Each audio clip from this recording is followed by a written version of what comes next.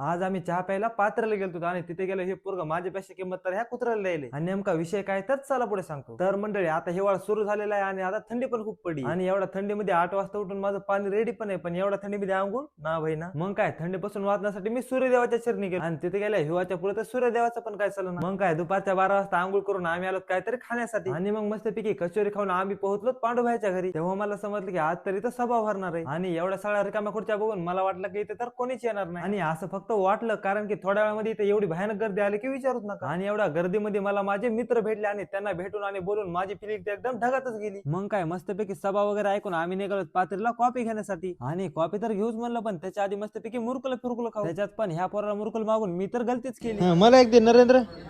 बरं त्या कुत्र्याला टाक कुत्र्याला. त्या कुत्र्याला द्यायला पण मला दे ना. होय कुत्र्याला टाक का टाकू मी खाऊ का. अवघड झालं भाई. ए धरे बाबा काय कुत्रा तू कुत्रा पण पाय हा खाऊन घे. नरेंद्र दिलं म्हणल्यावर डेंजर काम.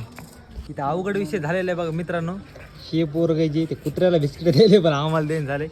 रे आम्हाला काऊन दे ना संपले. अवघड विषय झालाय. अवघड कुत्र्याला द्यायला ते मुरकुल खायला पण आम्हाला देण झाले. जिंदगीत आता काय खरं वाटत झालंय मला माहिती. ठेवू का इथे 4 ठेवा.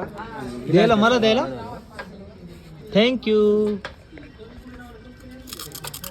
मला दिलं तर गोड नाही तर कडू. त्याला कळलं ना आता व्हिडिओ काढायला म्हणून.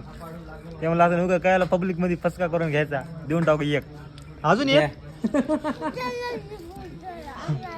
मी खाऊ कुत्र्याला देऊ.